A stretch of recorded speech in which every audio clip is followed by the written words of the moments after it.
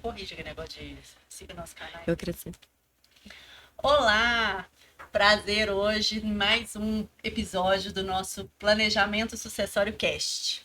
Essa é uma iniciativa minha, Ana Carolina Brochado Teixeira, com a minha querida Isabela Oliveira. E hoje nós estamos aqui recebendo duas amigas muito especiais e muito queridas. São amigas, eu acho que falo isso com muito carinho, mas são grandes advogadas, especializadas em direito de família e sucessões, estudiosas do planejamento sucessório, tem também a prática para nos acrescentar aqui hoje, que é a professora Gorete Valadares e a professora Thais Câmara. Sejam muito bem-vindas. Vou deixar para você contar o tema do episódio de hoje. Bom, gente, primeiro eu quero agradecer vocês estarem aqui hoje. Para mim é uma grande honra recebê-las aqui nesse projeto que começou com esse interesse de fomentar, né, o planejamento, temas relacionados ao planejamento sucessório, mas que tem nos ensinado cada dia mais, né, e nos conectado com pessoas tão incríveis e brilhantes, assim como vocês. Então, muito obrigada. Vou chamar vocês de meninas, né? Tão jovens. Muito bom, adorei. Bom, e o tema de hoje é um tema que, assim... Dá o que falar, né? Dá o que falar, por quê? Seja operador do direito, ou para quem tem interesse no tema, porque, eu quero fazer meu planejamento sucessório, porque a pessoa, quando pensa isso, atrela ao famoso processo de inventário. Porque as pessoas imaginam assim, o processo em si demorado, né? Justiça morosa. É tudo caro, é tudo muito, muito difícil. E é isso que surge o tema do nosso podcast de hoje. É possível fugir do inventário através do planejamento sucessório? É um mito ou uma verdade? Contem pra gente, meninas. Bom, queria agradecer a vocês, né, a oportunidade de estar aqui, para a gente é muito especial participar desse planejamento, desse podcast, né, sobre planejamento sucessório tão bacana. E respondendo a sua pergunta, Isabela, honestamente, eu acho muito difícil fugir do inventário. Eu acho que é possível, através do planejamento sucessório, a gente levar o mínimo possível para um processo de inventário. Mas fugir completamente de um processo de inventário, eu acho muito difícil. É lógico que cada caso é um caso, né? E por isso muito importante a gente planejar, tentar fazer um planejamento, mas num primeiro momento eu acho muito difícil. Eu acho que acaba que vai sempre ficar um resquício ali de alguma coisa que vai ter que ser levado para o inventário. Embora a gente tenha algumas possibilidades e alguns casos práticos, né? Eu lembro uma vez que a gente fez uma reunião com um advogado societário, né, de uma empresa, né, a família de uma empresa, eles falaram, a gente quer fugir do processo de inventário de todo jeito.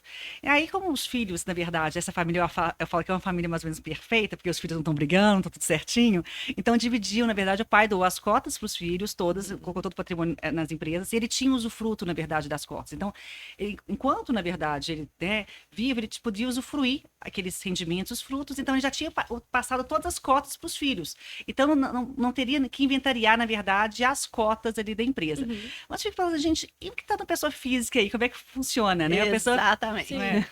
Sim, exatamente. Porque alguma coisa em nome dessa pessoa física ia ficar para trás. Fica, né? Sei lá, conta em banco. Uma aplicação, um carro, né? exatamente, Sei, alguma coisa. Exato. Mas é curioso, assim, que eu fico pensando hoje em dia que a gente, né, tá nessa era da internet e tal, e como a gente vê pessoas vendendo o fim do inventário, né? Assim, isso porque é uma dor das pessoas, né? Assim, o lugar comum nossa, o inventário é tão moroso, dá tanto trabalho, não sei quem que eu conheço, ficou 10 anos de inventário, não sei quem que eu conheço, 20 anos de inventário. Os bens que a pessoa construiu durante a vida podem ser colocados ali à prova, né? Assim, correndo o risco de terminar, de acabar. E aí, então, é uma sedução muito grande falar, o fim do inventário, né? Então, assim, eu acho que é possível, né, através do planejamento sucessório, não ter inventário? Vocês falaram, olha, mas se a pessoa não adquirir, tem alguns instrumentos, né? Mas se a pessoa não adquirir nada depois em nome dela. né? Porque assim, Se tiver- não, vamos fazer uma holding, vamos fazer isso, vamos fazer aquilo, né? Então, assim, é importante a gente desmistificar isso um pouco para as pessoas, né? Exato. Que é claro, e outra, o inventário não necessariamente precisa durar 10 anos, 20 anos, né? Se você tem instrumentos, você tem estratégias para esse inventário ser rápido, né? Organização do patrimônio e tal. Então, assim, queria ouvir vocês, da experiência de vocês, o que é que vocês têm feito aí para... Primeiro, vocês têm essa demanda, né? As pessoas querem mesmo não ter inventário. E segundo, o que é possível se fazer quando existe essa demanda do fim do inventário? Ou seja, olha, eu quero morrer e não quero ter inventário, né? Quero que meus filhos, meu marido recebam tudo já, né? Que não precise ter essa burocracia. Será que é possível? E sabe o que eu acho interessante também? Porque eu acho que com a venda, né, dessa ideia de que não precisa fazer inventário, também vem a ideia de que se você resolver tudo em vida, você não vai ter briga, né? Não vai ter litígio. E isso não significa nada, né? Porque você pode, por exemplo, fazer uma holding, né? Que eu falo que é a estrela, né, da vez, né, tá na moda, é como se ela resolvesse todos os problemas, só que isso não significa que os herdeiros não vão litigar lá na frente. Então, assim, a Thaís deu um exemplo aqui de uma família que a gente chama de uma família perfeita. Mas a gente sabe que essa família e se tem um filho perfeita... fora, né? Ali no casamento. A gente teve um caso desse também, né, Sim. Gorete? E se casa com regime de comunhão universal de bens? Como que fica essa holding? Eu tive um caso assim no escritório. E aí essa pessoa pensa em separar. Então, eles também não imaginam assim que num plano de ataque, né, vai fazer algo que vai fugir do inventário, mas essas pessoas que estão compondo essa empresa, as pessoas que estão participando do planejamento, como que vai funcionar a dinâmica delas enquanto a constituição daquelas microfamílias Exatamente. que estão ingressando Porque são naquela várias empresa. microfamílias Exatamente. que fazem parte de um planejamento. Então não adianta só uma pessoa dessa família fazer esse planejamento. Foi o que o Thaís falou, né? Ali eu tinha todos os filhos, estava todo mundo de acordo. Mas é o que você fala, aí um separa. Sim. Aí um Essas pode questões casar familiares. de novo. E assim, é muito interessante, agora a gente falou assim, a gente pensa que hoje muitos advogados societários fazem essas holdings. Só que muitas vezes fazem sem atuação, talvez, de um advogado de família, sucessões, para dar essa orientação, Sim, que é tão exato. importante. Eu acho assim, Com certeza. Trabalho conjunto, o né? trabalho é muito importante, o planejamento sucessório, ser com vários profissionais ali, contador. Multidisciplinar, né? Exatamente. Então, eles acham, não, a holding vai funcionar tudo. Nem sempre, cada caso é um caso, né? E às vezes é importante a pessoa ter, na verdade, o patrimônio de pessoa física, tem contas bancárias, outros investimentos também ali, e não quer colocar tudo na empresa. Então, assim, a gente tem que pensar também que muitas vezes, dependendo da situação, a gente não vai conseguir fugir do inventário, nem, na verdade, fazendo doações também. Eu acho que filhos fora do casamento, novos relacionamentos, namoro, isso tudo muda. E é por isso que a gente sempre tem que revisar, na verdade, o planejamento sucessório que a gente já fez lá atrás. A gente tem lá alguns lá no escritório, anota quem que a gente já fez, porque mudando alguma coisa, a gente tem que entrar em contato para fazer essa nova triagem ali, para formular novas ideias também, né? Eu acho que isso é importante ali pra gente, né, Gorete? E é ótimo trabalho, né? Que você já, de certa forma, fazendo um trabalho né, legal com o cliente, alinhado, você já vai ter daqui um tempo, daqui 5 anos, daqui 3 anos, a depender do tipo de família, né? Do tipo de planejamento que você fez, você já vai ter um outro trabalho engatilhado, né? Assim, que eu acho que é legal também, né? Vai criando vínculos, né? Assim, Exatamente. de fidelização com o cliente. E a advocacia preventiva, que é o planejamento, eu acho que cresce muito, né? Eu acho que as pessoas hoje estão pensando de uma forma mais estratégica, pensando, na verdade, de não levar um problema lá na frente, vão resolver. Eu acho que o planejamento sucessório, ele veio justamente para isso, né? Então, não necessariamente a gente vai ter um inventário, mas pode ser um inventário muito mais leve, outras coisas a gente conseguiu resolver, seja através de uma doação, de outras formas, partilha em vida, usufruto. A gente consegue resolver de algumas outras formas, mas pode ter, na verdade, o processo de inventário. Por que não, né? Mas assim, no cartório também, de forma consensual. E como a Carol disse, né? Eu falei, Carol, né? Mas é Carol mesmo. Como a Carol disse, o inventário, ele não precisa de ser o vilão da história. Sim. Então, assim, mas a gente tem essa, né? Os clientes chegam muito no escritório, eu quero fugir do inventário, como se o inventário fosse um vilão. E não necessariamente. Né? Se você tem um planejamento organizado, se você tem uma documentação organizada, até a Laura, né? A Laura Brito, nossa amiga, escreveu um texto uma vez sobre isso, né? Sobre a importância de se organizar documentos básicos. Então, isso faz toda a diferença. Então as pessoas têm que pensar nisso também. Eu acho que o inventário não precisa ser um vilão. Eu acho que assim, uma grande objeção que as pessoas vislumbram essa questão da demora do judiciário e vai sempre atrelar qualquer procedimento judicial a algo que é demorado, algo que é custoso, algo que é muito difícil. Então, quando a gente atua, e eu gosto de levantar essa bandeira, né, da advocacia preventiva, de esclarecer as pessoas que talvez o judiciário é só porque você precisa da chancela do juiz para validar algo para você, para certificar que seu direito não vai ser questionado lá na frente. Então, você muda a perspectiva do judiciário e passa a mostrar que o procedimento de inventário nada mais é do que uma forma, um caminho para que algo que já foi organizado, estruturado, seja ali validado e ninguém questione, ele consiga usufruir e ter acesso aos bens. E nessa advocacia preventiva, que é muito importante a gente trazer, né, para as pessoas, é de que organizando os documentos, entendendo quais pessoas que compõem ali aquele núcleo familiar, é muito mais leve enfrentar esse procedimento, porque o inventariar, que é o investigar ali a vida, né, desse autor da herança, ela já vai estar tudo pronta, né? No mais tardar, assim, mais da questão ali que a gente pode demorar um pouquinho de atualizar uma ou outra coisa, que patrimônio e a vida vai modificando com o tempo, Sim. né? E aí consegue chegar à partilha, sem necessariamente passar por um inventário que demore 10, 15, 20 anos, porque inventários que acontecem essa demora toda é porque divergências de interesse, né? Credores que vão entrando ali dentro do patrimônio, o patrimônio desorganizado, e a gente pega o inventário que a pessoa não sabe nem por onde que passa, né? O patrimônio documentação desorganizada. Com certeza. Não, e bens irregulares. Sim, imagina, muito comum, né? muito comum. Então, assim, eu acho que o planejamento, ele começa na organização do patrimônio, assim, da documentação, da regularização dos bens. Então, assim, o planejamento em si não é... Eu acho que é a objeção, né? Assim, eu vou fazer planejamento, significa que eu tô atraindo a morte. Não, eu tô atraindo a morte, ou eu vou ficar sem bens. Tudo depende né? Não é nem da vontade, eu acho que é das necessidades, das prioridades daquela pessoa, né? Que vai fazer o planejamento. Das perspectivas, né? Do que ela quer. E aí eu acho que, assim, só de organizar a documentação, de organizar o patrimônio, regularizar o patrimônio, deixar tudo ali. Se você não quiser fazer nenhuma transferência, nenhum testamento, isso já é planejamento. Né? Isso é planejamento maravilhoso. Nós até estávamos conversando uma vez sobre isso, né? Isso. Sobre a importância, assim, de você organizar, né? Às vezes você tem um imóvel que só tem o terreno que está registrado, não tem a casa ainda que está registrado. Então, assim, são pequenos cuidados que a gente tem que ter ao longo aí da vida.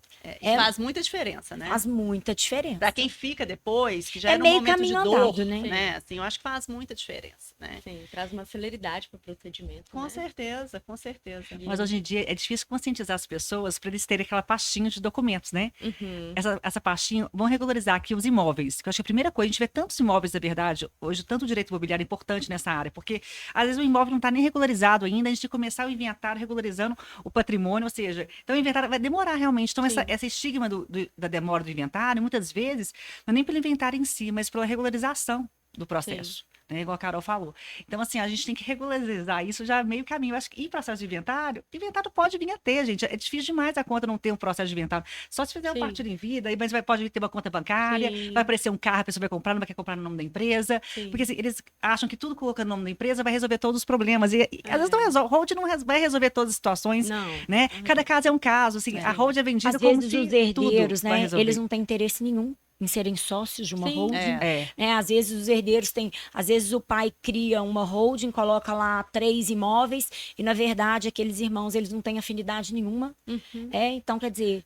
Você pode até fugir de um inventário, mas não necessariamente você vai fugir de uma dissolução. E gerar outros problemas, porque às vezes você tem 3 imóveis na pessoa física, 3 filhos, ainda que os imóveis tenham valores diferentes, é uma partilha cômoda que pode ser completada com dinheiro. Sim, você faz uma compensação. Olha pra você ver, assim. Muito e aí, melhor. às vezes, você já gasta com a holding, com a manutenção da holding, com a transferência dos imóveis, depois tem que tirar de novo, ou vai vender, ou vai fazer uma dissolução, entendeu? Então, assim, não dá, eu acho que assim, isso é muito legal, legal, assim, que não tem receita de bolo em planejamento sucessório. Não tem como generalizar. Não. Exato. E a propaganda que a gente vê hoje é em sentido pra contrário, generalizar. né? É para generalizar. E porque cada pessoa quer uma coisa, por exemplo. Tem gente que fala assim, não, Thaís, tem cliente que fala assim, não, Thaís, eu quero deixar tudo para meus filhos mesmo, eu ter administração, eu não quero estar em nada no meu nome. Tem gente que fala, de hipótese alguma, eu quero ter eu quero tudo no meu nome, entendeu? Só vai ter alguma coisa depois que eu morrer. Eu posso deixar tudo organizado aqui, entendeu? Mas eu faço um testamento deixando um para um, outro para outro, ou seja, depois que eu vier a falecer, que vão dividir.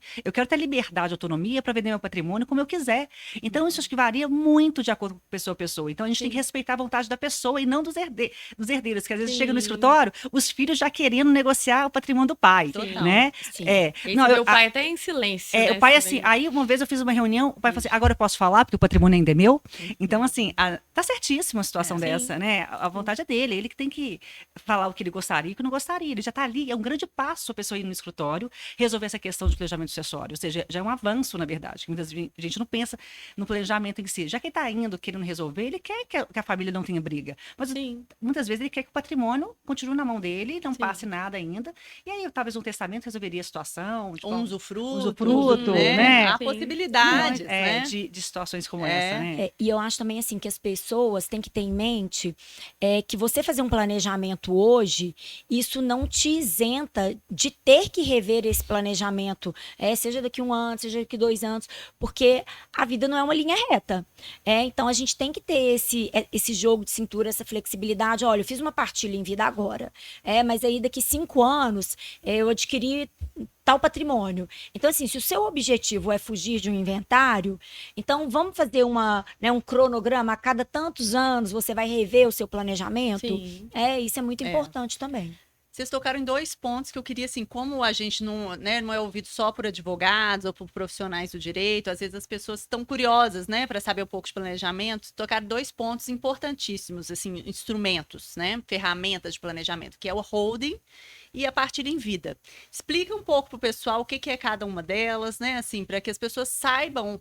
Olha, a holding está super na moda. Mas será que às vezes aquela pessoa ali que é leiga não entende exatamente o que é isso, quer ter uma holding só porque o meu amigo tem, porque o meu colega, né? Meu primo e tal. Então, porque falaram que é bom, trouxeram ali aquele impacto no marketing. Mas a questão da holding, vem uma propaganda que eu acho que nem em todo caso se aplica a holding. Não, holding, na verdade, é uma questão muito mais empresarial. Total. Eu acho assim, quando a pessoa tem um patrimônio, na verdade, alguns imóveis, na verdade, assim, né, que geram um aluguel, um volume, um aluguel, assim, uma questão tributária, você coloca numa holding, que aí compensa de forma fiscal você ter uma holding. Agora, se você tem um patrimônio pequeno de pessoa física, talvez uma vantagem, na verdade, você manter o patrimônio da pessoa física. E aí a pessoa fala, não, eu quero ter uma holding. Tá? Às vezes a pessoa tem um apartamento, chega lá e fala, eu quero ter uma holding, não é assim, o né? custo de cooperação é muito maior, Você né? vai contratar um contador, você vai ter que montar uma empresa, as coisas não são tão simples como uma pessoa que parece. Ela acha que tudo vai resolver com uma holding. Então, essa questão é muito interessante a gente falar assim, não vai resolver nessa situação, né? Holding, eu vejo muito a questão da holding, é uma empresa que tem patrimônio, que gera muitos lucros em relação a esse patrimônio em si.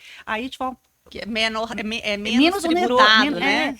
A gente tem que pensar na questão onerosa, né? Então, vai para pessoa física ou pessoa jurídica? Não, é vantajoso aqui para pessoa jurídica. Então, vamos ter, na verdade, uma holding, porque por causa da movimentação em si, do patrimônio em si, a pessoa tem uma empresa. Agora, eu acho que a holding também, quando um pai vai criar uma holding para tentar manter o patrimônio ali como forma de planejamento sucessório, eu acho que é muito importante ver, inclusive, qual é o perfil desses filhos. Claro. Porque às vezes você pode ter filhos que têm perfis completamente diferentes e que não vão ter o interesse de manter uma sociedade no futuro. Então, quer dizer, justifica fazer todo um investimento financeiro para criar uma holding, sendo que eu tenho um filho que tá ali, que vai trabalhar, e eu tenho um outro filho que quer viajar, que quer ficar conhecendo o mundo, que quer pegar o dinheiro dele, né, quer pegar a herança quando o pai morrer e quer viver a vida. Sim. Então, assim, eu acho que quando o dono do patrimônio vai fazer um planejamento sucessório, eu acho que ele não pode pensar só nele, já que o planejamento não vai afetar só a ele. Então, porque senão ele vai fazer um planejamento que lá na frente vai ser desfeito.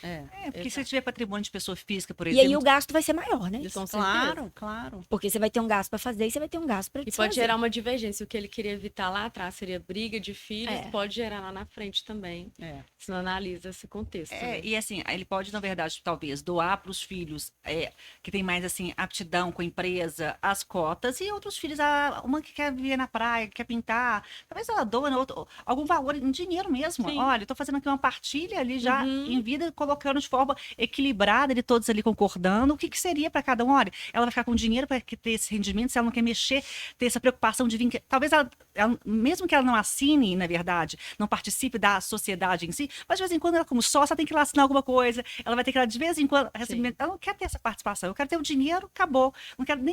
Eu não quero ter o rótulo de ser sócio de nada. A gente tem essa opção, né? E eu acho legal isso, sabe? Assim, pensar que dessa ideia de partilha, tanto na perspectiva quantitativa, ou seja, você tem que respeitar o valor que as pessoas vão ganhar, que é igual, daí tem questão de filhos e tal. Claro, pensando na legítima, né, gente? Mas também a partilha qualitativa. Que não adianta eu pensar num bem que não vai ter nenhuma identidade com aquela Sim, pessoa, né? Se eu tenho um filho que mora na praia, eu vou dar para ele uma sala, né, para aluguel, sendo que essa Exato. sala é Vai usada fazer sentido por um pra ele. filho que é dentista. Né? Então, assim, eu acho que é tão importante, e é isso, assim, que é pensar a função social do direito das sucessões, né? Quer dizer, você fazer aquele match, né? Para pensar que eu tô bem na moda, fazer aquele match do patrimônio com as necessidades ou as peculiaridades de cada herdeiro. Sim. Né? E isso, vamos combinar que se não tiver um planejamento sucessório, conquanto a lei, né, tanto o CPC quanto o Código Civil, ele estabeleça essa partilha qualitativa, não é feito judicialmente, né? Assim, judicialmente é difícil num litígio o juiz pensar e ouvir, não tem tempo, né? Ouvir as partes e pensar eu nisso. confesso que eu né? nunca vi isso. Pois é. Então, eu conheço só um julgado do STJ, mas que, na verdade, não é de partilha de inventário, é partilha de divórcio, mas que a gente pode, usar analogicamente. Então, olha que legal a pessoa que construiu o patrimônio poder, né, fazer isso pelos seus filhos. Sim. Então, eu acho que é pensar sim na sua vontade, mas não é uma vontade por si só. Não é a vontade pela vontade. É uma vontade funcionalizada. Pensando né? no outro, Pensando nos filhos, pensando nos herdeiros, pensando em alguém que eu quero contemplar. Então, eu acho que assim, é uma mudança um pouco de paradigma no direito das sucessões, né? Assim, que é um inventário que, de fato, pensa nos vivos, né? Eu lembro de quando eu estava fazendo doutorado lá na UERJ, e aí a Celina falou assim, não, gente, o direito das sucessões, a gente tem que parar de pensar no morto e pensar nos vivos. Que é verdade, é uma mudança de parâmetro, entendeu? Porque a gente pensa, não é a vontade sacralizada da pessoa, que é super importante, mas é uma vontade que não pode ser por si só, é uma vontade funcionalizada, né? Eu acho que isso é muito legal. Eu acho que faz todo sentido. Né? E essa função do advogado para isso, acho que é essencial, né? Fundamental. O advogado ter essa sensibilidade, na verdade, para conduzir uma negociação dessa. E para mostrar, né, pro dono ali, né, vamos dizer assim, né, pro patriarca, aí a gente tem que ou a matriarca, né? Ou a matriarca, mostrar pro dono, entre aspas, do patrimônio, né, quais são as possibilidades que ele tem. E exatamente alertar, olha, você tem um filho que tem esse perfil, mas você tem um outro filho que tem esse perfil. Então, o que adianta a gente deixar isso aqui? Né? Ou às vezes você tem dois irmãos que brigam, que não conversam. Então, quer dizer, vamos tentar evitar um condomínio? Então, assim, é um processo de escuta, né? É um processo de escuta. Com certeza. Pois é, então a holding, vocês já falaram, olha, pode resolver, mas também não tem aquela história, por exemplo, a pessoa transfere as cotas para a holding no nome do dono do patrimônio. E tá resolvido, não fiz a holding, mas vai ter que ter inventário, porque é preciso de transmitir as cotas, né? Para não ter inventário, você não pode ter nem as cotas, você pode ter usufruto político, econômico e tal, né? Então a holding, ela pode ser um instrumento, mas se tiver outras coisas em nome da pessoa física, temos inventário. E o outro instrumento que a gente falou aqui é a partilha em vida. Sim. E aí, o que vocês acham desse instituto, hein? Eu gosto muito, Carol. Sério? Que coisa boa. Eu gosto da partilha em vida. Tá gostando do Gorete. Eu fico meio com o pé atrás. Não, porque assim, eu acho que já que a gente consegue... Se a família, na verdade, em tese, não tem nenhum filho fora do casamento, tipo assim... Tem que ter bem certeza, né? Tem que ter certeza disso. Que não tem nenhum filho fora, não vai aparecer nenhuma surpresinha depois. Vai divorciar. Tem isso também. Porque aí, eu acho que esse já resolve. Mas imagina, se é um casal, por exemplo, já tem, por exemplo, 50 anos de casado, ou então, na verdade, a pessoa já é viúva, está querendo realmente dividir o patrimônio ali, não quer essa preocupação, quer ajudar, na verdade, os filhos, acha que está ajudando apenas um e queria, de forma equilibrada, ajudar todos ali. Eu acho que a partilha em vida, porque assim, sempre o pai, às vezes, ajuda um filho em detrimento do outro, vai doando algum bem para um filho em detrimento do outro. É até para equilibrar, às vezes um é mais bem sucedido que o outro. Eu acho que a partilha em vida, você consegue, na verdade, fazer um equilíbrio de forma imediata com todo mundo ali, sabe? Eu acho assim, cada caso é um caso, não tem caso, assim, não tem, eu gosto, assim, eu gosto de todas as formas de planejamento sucessório, para falar a verdade. Acho que cada família, ela vai se enquadrar em alguma, né? E com alguns instrumentos. Na verdade, não tem uma boa, não tem uma ruim. Eu acho que tem família que vai se adaptar a uma partilha em vida bacana, que vai falar assim, nossa, é isso que eu quero, né? Como tem família que fala assim, é o testamento que eu quero, é o hold que eu quero. Então, assim, eu acho que a gente tem que todo assim, um lado positivo e negativo para cada família que está escolhendo. Então, assim, para mim, eu vejo com bons olhos, na verdade, a partilha em vida. Assim, eu acho muito interessante. Para um determinado tipo de família, para um determinado tipo de demanda, a partilha em vida, você já paga o ITCD já de uma vez, a pessoa às vezes... Você consegue assegurar, ainda mais nos tempos de reforma tributária. Exatamente. Né, você paga o ITCD, às vezes a pessoa tem um salário que ela não vai ter, que os filhos não vai ter esse salário, esses valores quando o falecimento, ela já aproveita aquele valor que ela tem. Assim, planejado de forma tributária. De forma tributária, para não passar isso para os filhos num processo, por exemplo, talvez ela de inventário, né, que o ITCD ali, é muito importante também, as pessoas no planejamento sucessório, eles nunca deixam o dinheiro para o ITCD, né? Isso, eles nunca deixam, eles não passam. Ali, né? Poxa, tem que ter exatamente o seguro para... O seguro é importante para poder pagar o ITCD.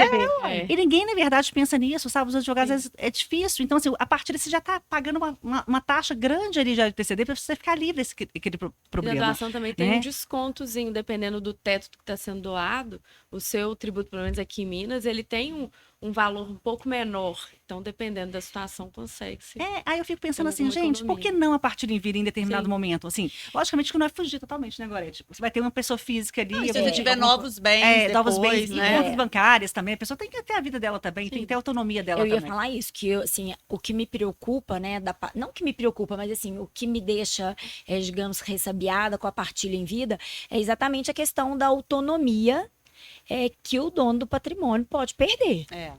Então, assim, e como eu disse, né, eu acho que a vida dá voltas. Com certeza. Sim. Com então, certeza. você fazer uma partilha em vida sem reservar nada para você, eu, Gorete, não indicaria isso para ninguém. Mas assim, eu acho que a gente nem pode, porque você tem que ter algo para o seu sustento, Sim, né? mas às vezes...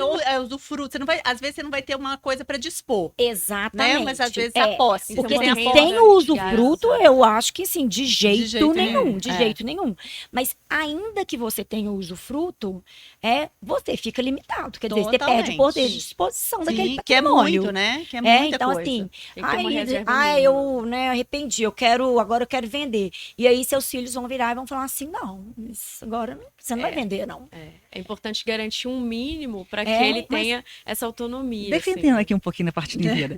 Mas imagine, vamos supor que a pessoa tem um salário, uma pessoa, um promotor, um defensor, tem uma aposentado, uma renda mensal ali que garante tranquilamente o seu sustento. Okay. E ele quer, na verdade, por exemplo, ajudar, na verdade, os filhos de forma equilibrada. Tem lá 4 filhos e às vezes tem 2 ali que está realmente necessitando ali de uma ajuda, um empurrão ali para ingressar. Por que ele não poderia estar fazendo isso e também equilibrando os outros dois? Já falar, olha, eu tenho, por exemplo, eu vou ter usufruto numa casa aqui, esses 2 filhos, por exemplo, que estão bem financeiramente, eu vou doar um apartamento para ele, mas com usufruto para mim, exemplo. Mas esses outros 2, eu vou doar uma loja, uma sala, já para eles engrenarem e utilizarem sem o imóvel em si. Então, acho que depende muito do caso concreto, sabe? Depende muito da família, então, você da família, perfil, assim, do perfil. Do tipo de bem. Exatamente. Do tipo de patrimônio E acho que a gente não pode delimitar nada. A gente tem que explicar, ouvir, na verdade, a pessoa. E com base na demanda dela, a gente tem muito sensível para falar assim, olha, esse filho aqui, então, ele já está com a vida encaminhada. Então esse bem aqui, olha, você pode colocar o usufruto desse patrimônio que você vai doar para esses filhos. Para você ter, na verdade, essas rendas. Mas esse filho aqui, por exemplo, que precisa desse empurrão, você pode fazer uma doação. Então, eu sei que é complexo, eu sei que é complicado, mas eu acho que vale a pena a gente mostrar as oportunidades que a Claro. pessoa escolhe, né? Assim, Não, eu acho que é ter o portfólio, né? Exatamente. E deixar claro quais são os riscos no Claro. futuro. É. Né? Porque chegar lá na frente e falar assim, eu arrependi de ter doado. Traz a culpa é sua. No final das contas, a gente tem que trazer essa clareza para o cliente, né? Trazer todas Mostrar as os pontos positivos, os pontos informações, negativos, exatamente. quais são os riscos lá na frente. mostrar que a gente tem parâmetros da lei que a gente precisa observar, mostrar também que a gente pode escutá-los, né? Que mostrar também que o inventário não é um vilão, não é algo que vai consumir dinheiro ou tempo de ninguém, né? E que é importante sim se planejar e atuar nessa, e para o advogado tomar essa consciência da advocacia preventiva como uma forma de transformar a sociedade e trazer inventários que sejam mais céleres. Ninguém fica com medo do judiciário e todo mundo para o cartório, porque às vezes, por que não? O judiciário, dependendo da situação, é um caminho sim, né? Interessante. Claro. E acima de tudo, ver que não existe planejamento sucessório, um que é muito bom ou um que é ruim, que é mais ou menos. Tudo depende, né? E no direito, tudo que depende. bom que tudo depende, né? Exatamente. Então, assim, o fim do inventário é mito ou realidade? É mito, né? Mito, eu acho que é mito. Por si só é mito, né? Só é mito. É, isso mesmo. mito. Mas é possível em algumas circunstâncias, né? Exato. Eu acho que é isso. Gente, queria agradecer vocês. Passou rápido, né? Passou rápido. Eu quero agradecer muito vocês de ter vindo aqui, né? Pra gente poder trocar essa ideia, conversar um pouco sobre esse tema tão legal e falar, assim, do meu carinho com vocês já sabem, né? Não precisa de eu ficar falando, vocês já sabem. Agradecer a Isabela também pela parceria e até o próximo, né? Até o próximo episódio. A gente agradece. Meninas. Nós que agradecemos. Muito, Isabela, Foi muito Carol. bom, meninas. Bacana. Demais, Pessoal, né? não se esqueça de se inscrever no canal. Deixe suas dúvidas, insights com o tema desse episódio. Deixe nos comentários. Será um prazer esperar vocês no nosso próximo episódio. Grande abraço. Até logo. Até logo, gente.